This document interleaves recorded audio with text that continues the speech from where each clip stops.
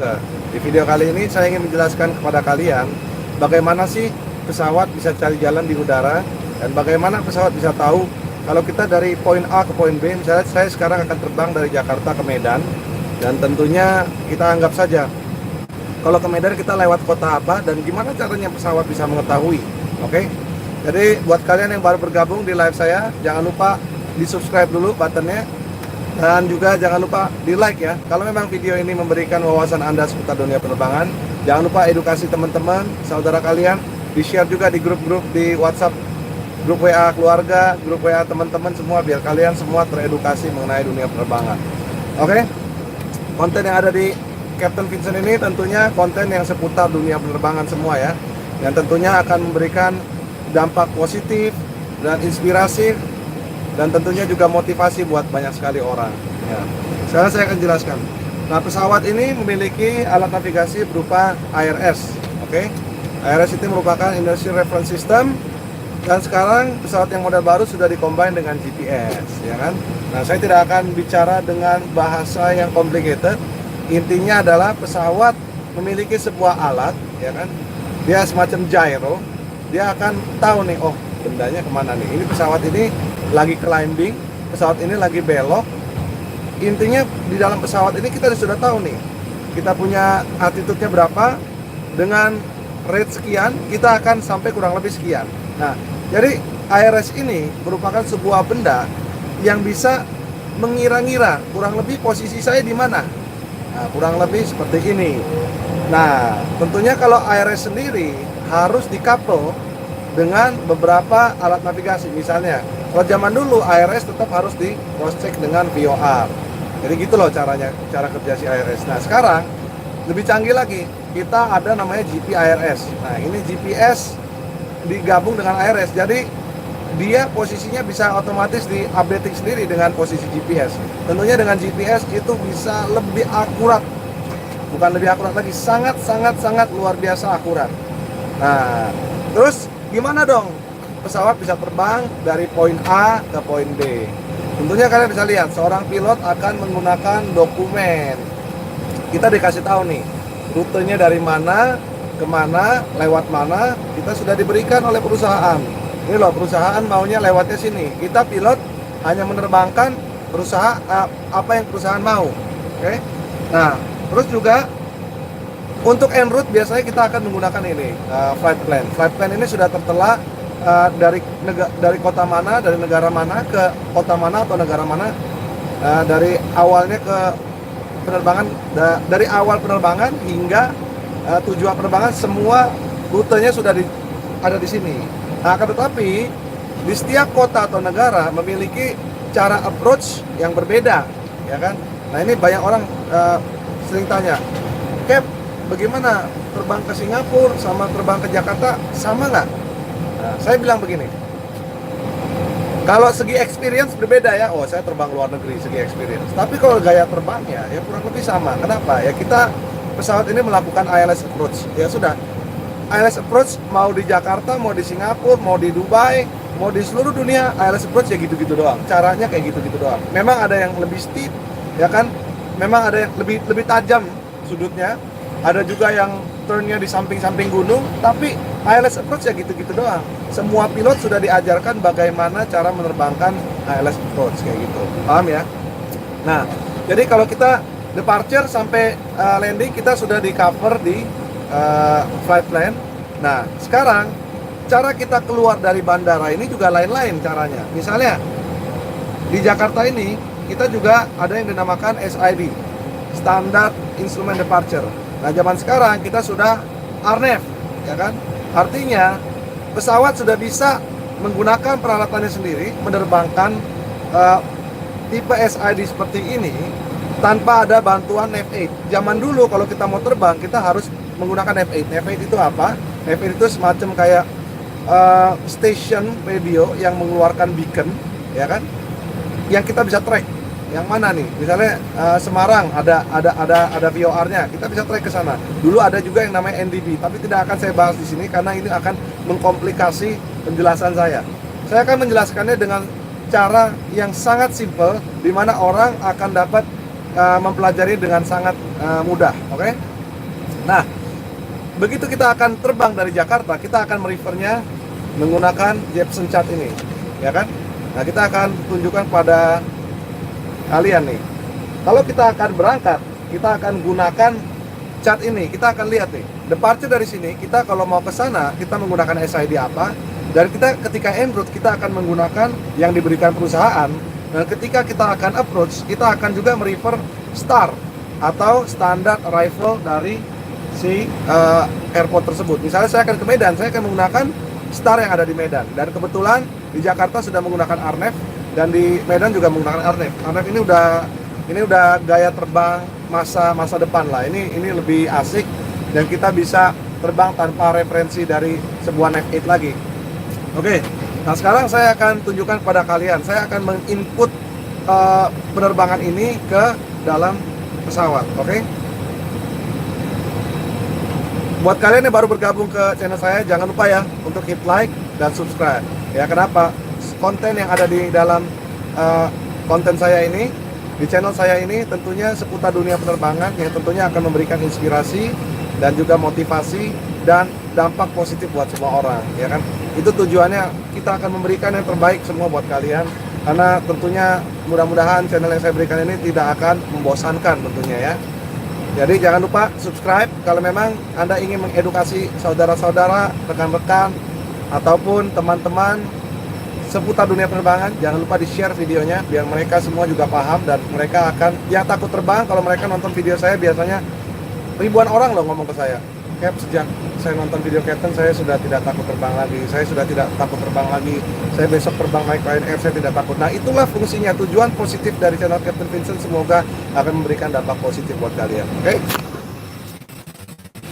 Oke, sekarang saya akan ini.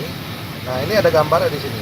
Nah, ini rute yang akan kita gunakan adalah kita akan terbangin dari Jakarta ke Medan. Kita akan melewati Delta, Whiskey 12, ya kan? Apa Lion Air. Nah, kita akan masukkan semua. Nah, buat kalian saya akan kasih lihat kalian seperti apa sih. Nah, ini adalah ICAO code. Kita kalau terbang menggunakan ICAO code WIII ke WIMM. Nah, dari Jakarta ke Medan, ya kan? Lalu proponya 55.000 kita isi. Suhunya adalah 28 derajat. Nah, kita masukin juga, kita alternate, untuk alternate kita masuknya alternate-nya kalau sampai ada apa-apa kita divertnya ke Batam. Nah, ini adalah ICAO code-nya juga. Nah, sekarang kita akan masukkan nomor penerbangannya, ya kan? Lalu kita masukkan cost index-nya. Semua juga sudah diatur di sini, ya kan? Cost index-nya saya sesuai, kita masukkan sesuai dokumen perusahaan ini. Kita harus mengacu semua ke sini, ya kan? Sekarang kita penerbangan 36.000 kaki. Nah, di sinilah kita akan menentukan rute kita. Departure kita akan take off dari runway yang mana nih? Nah, kebetulan setelah saya cek tadi, kita akan berangkat dari runway 25. Nah, 25 itu ada dua, ada yang left dan right. Kebetulan di terminal sini kita lebih dekat ke runway 25 left. Nah, SID-nya kita pilih sesuai dengan yang ada di sini. Ya, karena ini bukan runway 25, ya nggak apa-apa. Yang penting sama Delta, kita masukkan Delta. Inilah point of departure kita, nanti kita dari Delta. Nah, nanti kita masukin jalannya dari Delta. Saya mau lewat Whiskey 12. Nih jalan tolnya. Ini Whiskey 12 ini jalan tol yang ada di udara. Tidak terlihat, ini sudah dibuat sedemikian rupa. Jadi pesawat yang akan ke Palembang semua lewat sana, yang ke Medan semua lewat sana. Jadi nggak akan ada perbedaan. Kita lewat Whiskey 12, Alpha 585. Lalu ini jangan salah dulu, Whiskey 12 ke Palembang, Palem. Oh, dia belum ada, dia masih PLB. Whiskey 12 PLB, Alpha 585. Jadi di sini udah Palem ya, di sini udah Palem, tapi Palem belum ada. Kita harus pakai yang lama PLB di sini. Alpha 585 hingga ke PKU. Kita ikutin semua. Lalu Whiskey 12 ke Media. Nah, setelah sampai Media, Jadi flight plan ini sudah mengantarkan kita sampai media dan kita akan masukkan di sini. Nah, kalian pasti penasaran media itu apa ya kan? Nanti sabar aja, nanti saya kasih lihat dulu sama kalian ya. Nanti akan saya kasih gambarnya setelah jadi. Kita ikutin aja dulu sesuai yang ada di sini. Oke, media misalnya. Oke, media to Delta. Nah, nanti kita akan buatnya lagi. Armless kita nggak usah masukin. Nah, kita untuk berat kita hari ini zero fuel weight-nya 54,5. Jadi semua sudah dimasukkan di sini. Bensin kita sudah diisi 13.400 ya kan. Lihat nih, kita bawa bensin 13.400. Jangan lupa untuk kita kasih seatbelt sign on biar para penumpang sudah siap untuk berangkat gitu. Oke. Nah, sekarang saya isikan di bagian sini. Nah, setelah saya isi, saya akan merefernya di dalam layar saya ini. Nah, di sini saya akan ngecek nih, saya akan buka VOR-nya. Nah, saya akan buka range-nya ke 80. Nah, sekarang kita akan lihat ya, saya akan scroll satu persatu. Cara scrollnya kita lihat nih. Di flight plan saya scroll nih dari Isya ke Sikat, Delta, Domil, waduh cap, saya nggak ngerti ini apa ini, ya kan? Ya, nanti saya akan jelaskan kalau menggunakan gambar ini memang aneh, ya kan? Kita juga nggak bakal bisa hafalin satu persatu. Ini poin ini di mana? Akan tetapi kita bisa lihat di sini nih, ya kan? Nah, seperti di gambar sini, sebelah kanan ini merupakan Halim nih ya. Ini Soekarno Hatta. Kita akan take off ke arah kurang lebih ke arah barat. Nah, sekarang kita belok ke sini, langsung ke arah utara nih kita. Nah, lihat nih, Sikat, Delta, Domil. Nah, kita lewat Palembang di sini. Nah, dari Jakarta kita lewat Palembang dulu nih kan. Kita lewat kota Palembang. Lalu lihat nih, ini Palembang di sini. Terus di sini ada Jambi di sini. Ya kan? Kalian bisa lihat habis lewat kota Palembang, lewat Jambi. Lalu di sini ada kita lewat Pekanbaru nih di sini. Ya kan? Kita lihat ya. Palembang, Jambi, Pekanbaru.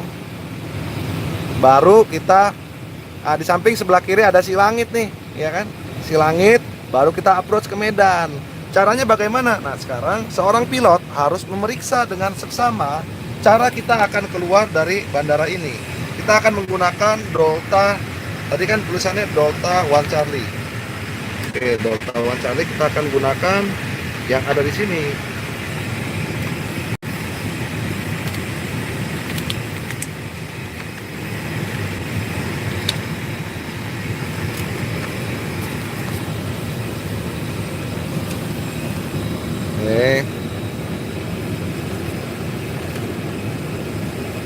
Delta One Charlie. Ini dia. Jadi kita akan refer ke buku ini. Nah, apakah sesuai dengan gambar ini? Kita harus periksa. Kadang-kadang yang namanya database, jangan sampai kita 100% percaya dengan database yang dibuat sama dia. Kita harus periksa juga dengan baik. Nah, hari ini kita departure, ini kan Delta One Charlie, tulisannya begini. Kalau kita take off departure Delta One Charlie, karena kita nggak bisa ingetin semua nih posisi ini di mana. Ya mungkin kita setiap hari-hari sudah menerbangkan pesawat ini, jadi kita kurang lebih hafal. Kita lihat dulu. Departure dari Delta One Charlie, kita harus maintain course-nya 248 ke Isyak Sikat Delta. Nah, jadi kita habis take off ke Isyak Sikat Delta. Kita ada constraint di sana 11.000. Dan sana constraint juga kita cek lagi sekali lagi. Nah, sekarang kita cek lagi Isyak Sikat 11.000 udah bener ya, Delta. Jadi kita udah konfirmasi. Oke, cara saya keluar dari Jakarta, kita harus take off dari Jakarta mesti ke Isyak. Bener nggak nih? Lebih dari 3.000. Isyak itu harus lebih dari 3.000. Ya kan? Nah, dia udah ada tulisannya nih. Nah, bener nih, Isyak itu harus above 3.000 nih. Ini ada garisnya di bawah, berarti above. Nah, kalau si Sikat ini 11.000 dan ternyata sudah sesuai. SID yang saya masukkan ini sesuai dengan yang ada di chart saya. Karena kita harus mengacu ke ini. Kalau sampai ada kerusakan di sini, tentunya kita harus balik lagi cara menerbangkannya menggunakan peta. Nah, sama kalian kalau penasaran dengan bagaimana cara terbang, nah kita akan gunakan kalau kalian bingung cari jalan ya, kita selalu gunakan peta. Ya gitu kan, kalau nggak ada GPS pakai peta, masih bisa pakai peta. Nah, sekarang saya akan periksa lagi. Nah, tentunya ini merupakan sebuah contoh doang, karena saya mau kasih tahu kalian bahwa kita akan memeriksa arrival nanti di sana, karena kita kalau sekarang kita belum tahu nih kita akan menggunakan runway berapa, masih bisa berubah-berubah. Makanya kita akan prepare untuk pendaratan di sana nanti. Nah, untuk di sana kita akan memeriksa nih ya, media to delta. Media to delta di sini lihat nih. Media to delta. Media to delta.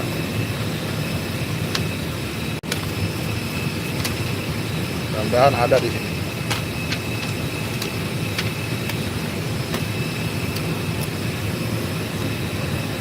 Start di depan.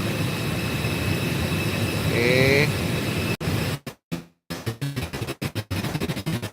Jadi ya, kita akan periksa lagi. Untuk pendaratan kita pastikan komputer sudah diinput sesuai dengan yang ada di gambar. Nggak boleh beda.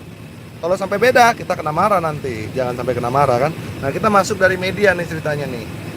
Ya, media. Sekali lagi kita nggak bisa tahu media itu di mana. Kita di udara. Waypoint ini nggak kelihatan di udara, nggak pakai alat-alat apa. Cuman pesawat yang menentukan waypoint ini, ya kan? Nah, sekarang media. Setelah media kita lihat habis ini ke Kempi. Kempi at or below 23.000. Tulisannya lihat nih, ya kan?